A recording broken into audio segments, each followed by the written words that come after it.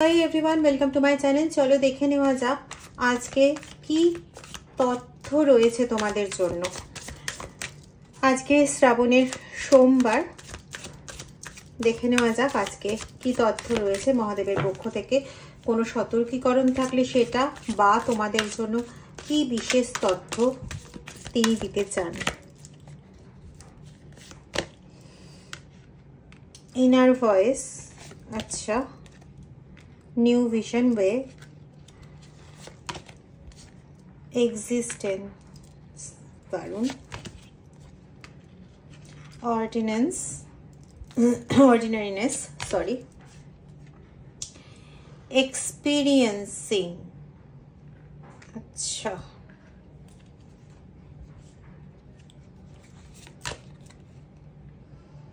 Participation, দেখতে পাচ্ছ না কার্ডগুলো,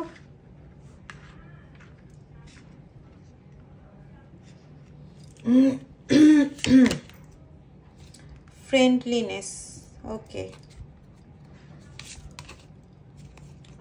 চেঞ্জ, একটু অর্ডারটা খেয়াল করো, হ্যাঁ।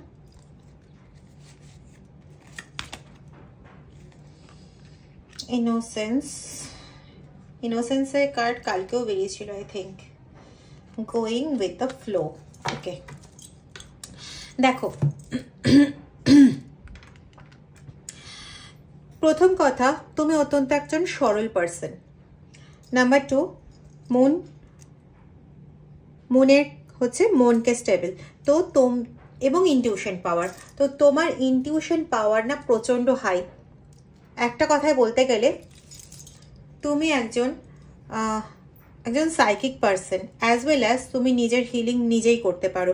ট্রু, কিভাবে না, তোমার ইষ্ট, যিনি ইষ্ট আছেন তোমার, আমি বারংবার বলি, তোমার ইষ্ট আল্লাহ হতে পারে, গড হতে পারে, আল্লাহ হতে পারে, শিব হতে পারে, কৃষ্ণ হতে পারে, কালী হতে পারে, যে কেউ হতে পারে। তো তোমার যিনি ইষ্ট, সেই ইষ্ট নাম নিয়ে তুমি নিজেকে এক্সেসিভ স্ট্রেস থেকে অনেকটাই রিলিজ করতে সক্ষম। দ্বিতীয় হচ্ছে, তোমার একটা নতুন ভিশন আছে, মানে তুমি ইনটিউশনের ওপর বেস করে তোমার দৃষ্টিভঙ্গিগত চেঞ্জ করে তুমি নিজের এক্সিস্টেন্স পেতে পারো, তুমি নিজের জায়গাটাকে পুনঃপ্রতিষ্ঠিত করতে পারো। মানে এখানে আমি বলতে চাইছি, কোনো জায়গায় যদি তুমি আটকে যাও, তাহলে তুমি সেই জায়গাটা আবার রিথিঙ্কও করতে পারো। রিথিঙ্ক করে সেটাকে নতুন আঙ্গিকে ভেবে, এবং সেটা তোমার ইনার ভয়েসই তোমায় বলে দেয়, তোমার ইনটিউশন পাওয়ারই তোমাকে বলে দেয়, সেই নতুন আঙ্গিকে তুমি চলে আবার যে জায়গাটা নষ্ট হয়ে গেছিল সেই জায়গাটাকে তুমি পূর্ণ করতে পারো। এই এবিলিটিটা তোমার মধ্যে আছে এবং তুমি প্রচণ্ড সরল, তোমার মধ্যে ভীষণ সরলতা রয়েছে। এবং যে কাজ তুমি করো, যাই তুমি করো না কেন, সেখানে কোনো ওই লুকো ছাপা এরকম কোনো ব্যাপার নেই। এমনকি কারোর সঙ্গে হিংসা করা, যে ও তো অনেকটা এগিয়ে গেল, আমি পিছিয়ে পড়লাম, এরকম কোনো র্যাট রেসের মধ্যে তুমি নেই। কিন্তু তোমার এই কোয়ালিটিগুলো না দীর্ঘদিন ধরে পর্যবেক্ষণ করে চলেছে কোনো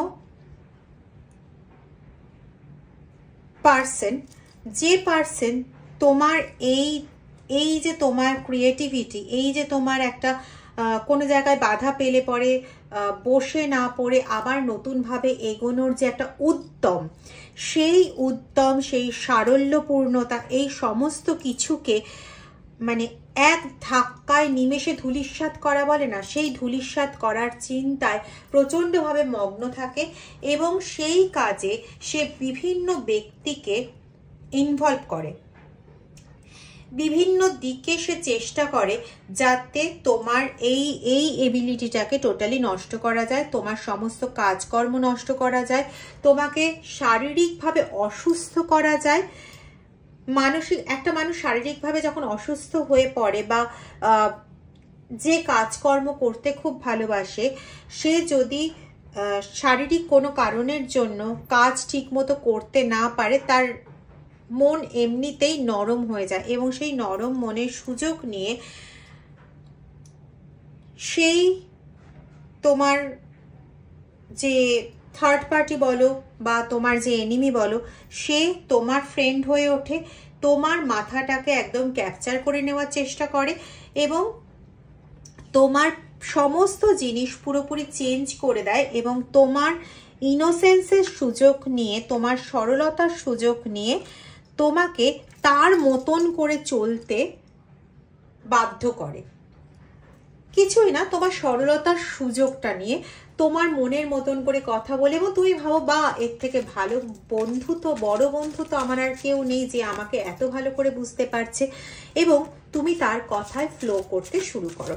এটা হচ্ছে তোমার সবচেয়ে বড় ব্যাপার, ঠিক আছে? এবার এই যে ক্যারেক্টারটা, এই যে থার্ড পার্টি বলছি বা তোমার এনিমি যাই বলছি না কেন, এ যাকে দিয়ে এই তথ্যগুলো নিচ্ছে সে কিন্তু কোনো দেহধারী মানুষ নয়। তো এখানে আরো কিছু আছে, সেটা এক্ষুনি আমার কাছে এখনো খুলছে না। তুমি এই ব্যক্তিকে চিনতে পারবে এইভাবে, যে ব্যক্তির ওপর তুমি বেশ ভালোভাবে নির্ভরশীল, বিশেষ করে মেন্টালি, ইমোশনালি নির্ভরশীল। হতে পারে যে তোমার রিলেশনশিপের মধ্যে হতে পারে তোমার কোনো বন্ধু, ঠিক আছে, যার উপর তুমি মেন্টালি নির্ভরশীল, যাকে তুমি সুখ দুঃখের কথা বেশ ভালোভাবে বলো। তোমার সমবয়স্ক কিন্তু সে নাও হতে পারে, এবং তার জন্য তুমি প্রচুর কম্প্রোমাইজও করেছো, ঠিক আছে? আলটিমেটলি তোমার যখন দুঃখের সময় এসছে বা কষ্টের সময় এসছে, তখনই কিন্তু সে তোমাকে একদম একা ছেড়ে দিয়ে, যা তুই ভোগের খাতায়, আমি আমার মতন সাইড হয়ে যাই, এরকম একটা মেন্টালিটি তার মধ্যে কাজ করেছে। দেখো, কার্ডই রিভিল করছে সত্যকে। ওম নমঃ শিবায়। Thank you Angel. যাকে তুমি এতদিন বন্ধু বা তোমার প্রচন্ড ভালো, তোমার সমস্ত কথা বোঝে, জানে, তুমি যাকে অন্ধের মতো বিশ্বাস করো, সেই কিন্তু তোমার একটা বড় শত্রু বেরিয়েছে। সে কিন্তু এতদিন মুখোশ পড়েছিল। মুখোশের আড়ালে তুমি যখনই কোনো কষ্ট পেয়েছো, যখনই কোনো ঝামেলায় জড়িয়েছো, তখনই কিন্তু সে হেসেছে। এক কথায় বলতে গেলে, কালকেও বোধহয় কথাটা বলেছি, তুমি দুধ কলা দিয়ে কালসাপ পুষেছিলে, ঠিক আছে? এখন তুমি সেটা বোঝো যে তোমার সামনে সে সম্পূর্ণরূপে মুখোশ পড়েছিল, কারণ এখন সে তোমাকে অনেকটাই জরাজীর্ণ করতে পেরেছে, এবং এখন তোমার সামনে অনেক কিছু, তার সত্যতা অনেকাংশেই রিভিল হয়েছে। তুমি এখন বেশ বুঝতে পারো দীর্ঘ 7 বছর বা 14 বছর ধরে এই ঝামেলাতে ভুগে চলেছ, এবং প্রচন্ডভাবে ক্ষতিগ্রস্ত হয়েছে। বিশেষ করে আমি এখানে অর্থনৈতিক দিকের একটা ক্ষতির ভীষণ ইঙ্গিত পাচ্ছি, এবং সাংসারিক ক্ষতির ইঙ্গিত পাচ্ছি,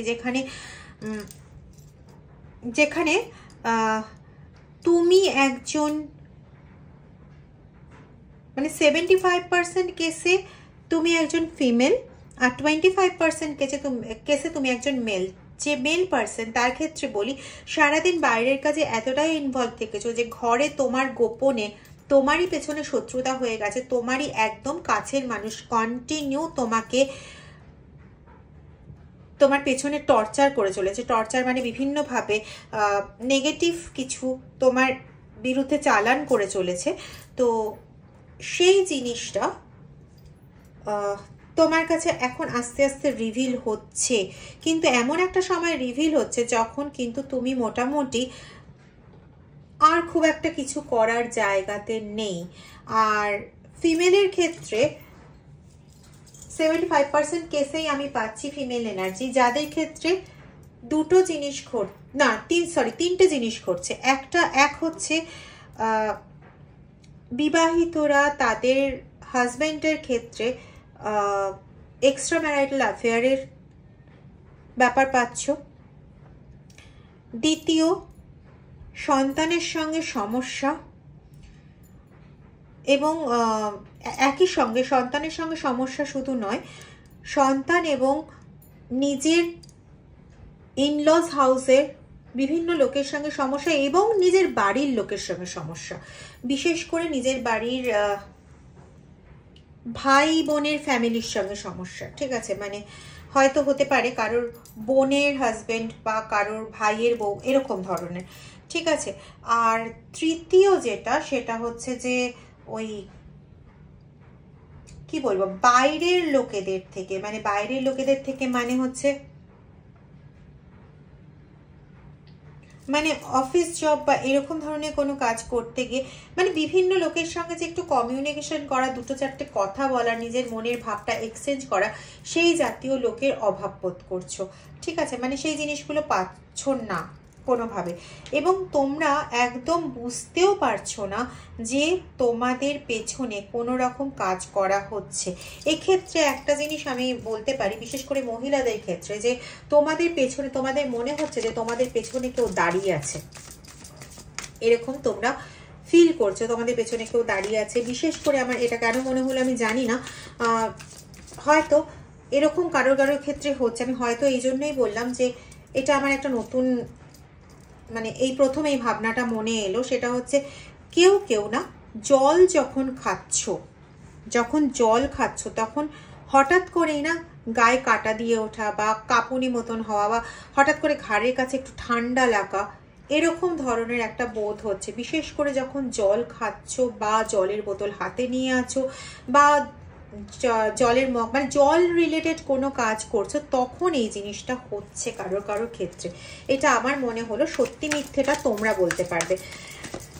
এবং এখানে আমি একটা 7-এর এনার্জি পাচ্ছি। হতে পারে এটা অ্যাঞ্জেল নাম্বার 7 দেখছো, বা হতে পারে 7 সপ্তাহ বা 7 মাস ধরে কারোর সঙ্গে চলছে। আমি শুধু 7-এর এনার্জি পেয়েছি, কিন্তু এটা আমি এখনো ক্লিয়ার আপ হয়নি আমার কাছে যে এটা মানে 7টা কি অ্যাঞ্জেল নাম্বার না অন্য কিছু। আচ্ছা, এই ক্ষেত্রে এই করতে করতে কি হয়েছে, তোমার যে ড্রিম লাইফটা ছিল, সেই ড্রিম লাইফটা না প্রচণ্ডভাবে মানে একটা স্যাক্রিফাইস করার জায়গায় চলে গেছে। এই ড্রিম লাইফটা প্রচণ্ডভাবে হ্যাম্পার্ড হয়েছে। মানে তোমার ড্রিম লাইফ অনুযায়ী কিন্তু তোমার চলছিল, সেটা রিলেশন বলো, সেটা তোমার কাজের ক্ষেত্র বলো, বা তোমার সংসারে বা বিভিন্ন লোকের সঙ্গে কমিউনিকেশনের ক্ষেত্রে বলো, তুমি অতটাও যে কারোর সঙ্গে একদম হাউ হাউ করে সারাদিন বা 24 ঘন্টা কারোর সঙ্গে কথা বলতে পছন্দ করো এরকম নয়, কিন্তু তুমি যেটুকুনি সময় লেজার পিরিয়ড পাও, সেই সময়টা তুমি চাও যে মানুষের সঙ্গে কথা বলে নিজের মনের যে কষ্ট দুঃখ এগুলোকে একটু হালকা করতে। তো সেই জায়গাটা তোমার কোথাও কিন্তু গ্যাপ হয়ে যাচ্ছে। এবং এখানে যে জিনিসটা আমি পাচ্ছি, একদম ডিরেক্ট ওয়েতে পাচ্ছি, সেই জিনিসটা হচ্ছে যে তোমার ওপর কোনো না কোনোভাবে কোনো নেগেটিভ এন্টিটিকে পাঠানো হয়েছে, কোনো নেগেটিভ এন্টিটি তোমার উপর পাঠানো হয়েছে। এই নেগেটিভ এন্টিটি বিশেষ করে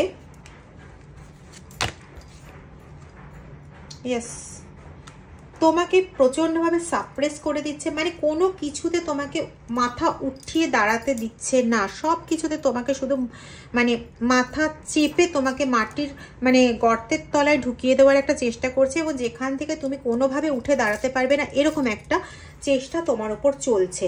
এবং ব্ল্যাক এনার্জি তো বোঝাই যাচ্ছে এটা কোনো রকম তন্ত্রক্রিয়া বা কোনো কিছু চালানের দ্বারা হচ্ছে।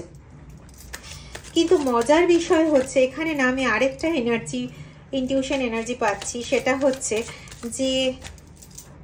যে বা যারা, এটা আমি এর আগেও পেয়েছি, যে বা যারা এই কাজটা করেছিল এখন না তারা কম্পেয়ার্ড হচ্ছে, যাদেরকে দিয়ে করিয়েছিল তাদের হাতে, মানে ওই তান্ত্রিক মৌলবীদের কাছে তারা কম্পেয়ার্ড হচ্ছে। কারণ কি, তান্ত্রিক মৌলবীরা নিজেরাই অ্যাট্রাক্ট হয়েছে, কারণ তারা যে এটা একদম ক্লিয়ার, তারা কোনো পিশাচকে সেন্ড করেছিল তোমাদের পেছনে, এবং এই পিশাচরাই এই ব্ল্যাক ম্যাজিকের যে কাজটা, এই ব্ল্যাক ম্যাজিকের কাজটা দ্বারা এই পিশাচ স্তরকেই তোমাদের পেছনে, পিশাচ স্তরের লোকেদের তোমাদের পেছনে সেন্ড করা হয়েছিল, ঠিক আছে।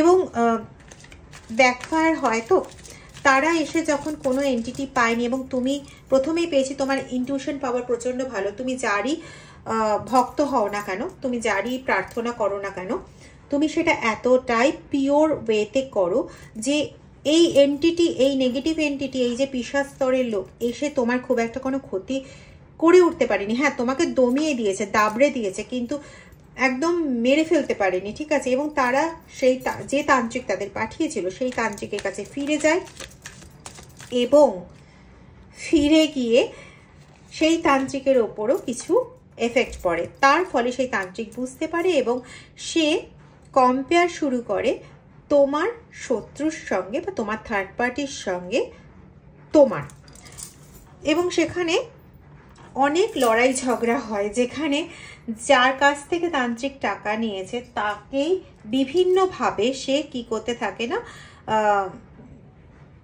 মেন্টালি জব্দ করতে থাকে। মানে এরকম ধরনের কথাবার্তা যে তুমি টাকা দিয়েছো বলে কি মাথা কিনে নিয়েছো, এরকম ধরনের কথাবার্তা।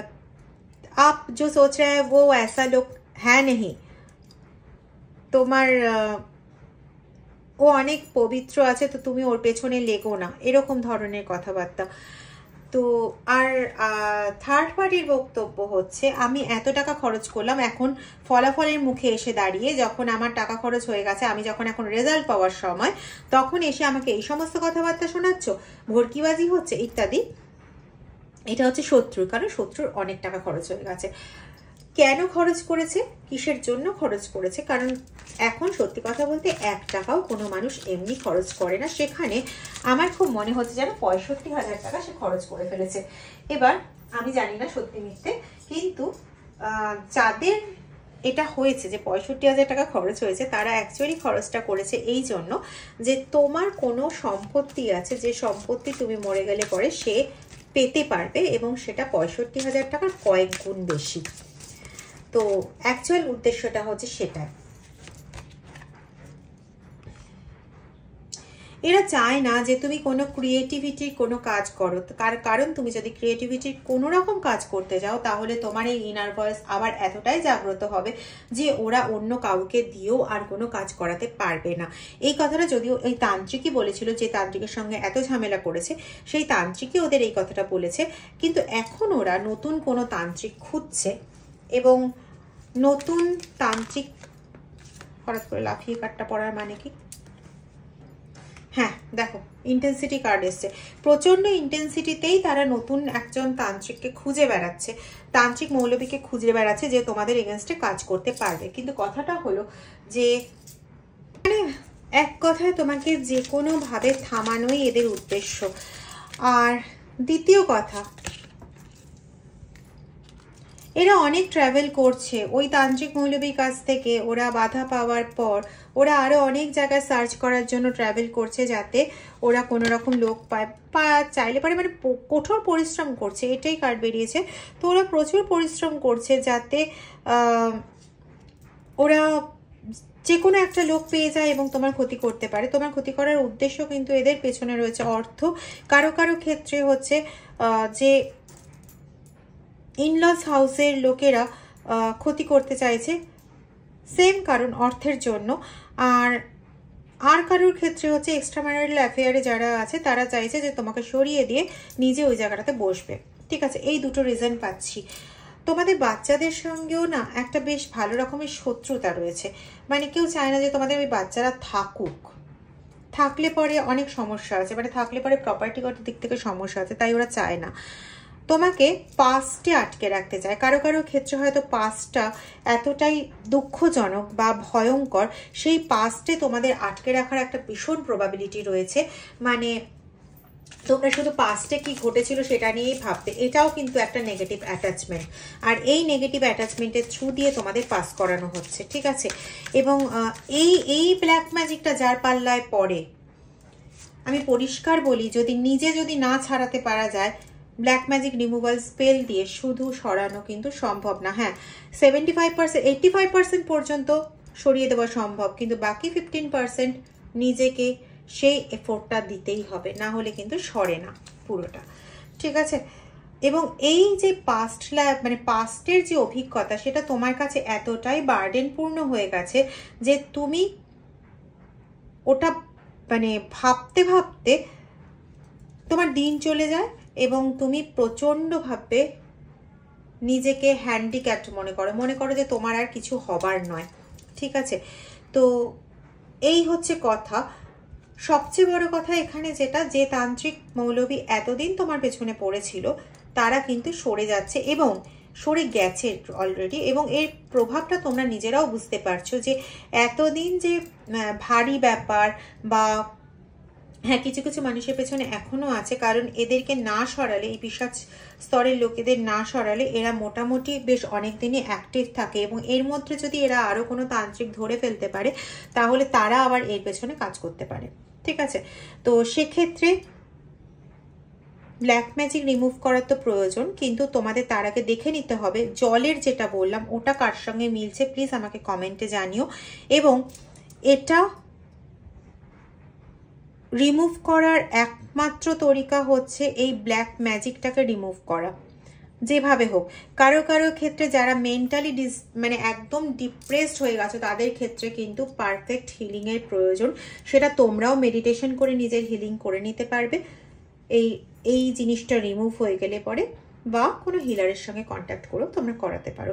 কিন্তু তোমরা যে কোনোভাবে যারা এগুলো ফিল করছো তারা যে কোনোভাবে কোনো এক্সপার্টাইজের কাছে যাও এবং সেখান থেকে তোমরা এই ব্ল্যাক ম্যাজিক বা কর্ড কাটিং যাই করো না কেন সেটা করে এই জায়গাটাকে রিমুভ করো এবং নিজেদেরকে প্রোটেক্ট করো, যাতে এরকম ঘটনাগুলো আর না ঘটতে পারে। কারণ এরা কিন্তু এখনো পর্যন্ত ট্রাভেল করে চলেছে নতুন তান্ত্রিক মৌলবী সার্চ করতে গিয়ে। ঠিক আছে, বর্তমানটা তো গেছে, ওটার সঙ্গে ঝামেলা করে ওখানে পয়সা টয়সা ডুবিয়ে দিয়ে আবার নতুন করে খোঁজ করছে। মানে এদের এতই ইন্টারেস্ট তোমাদের কি বলবো এক কথায় শেষ করার জন্য।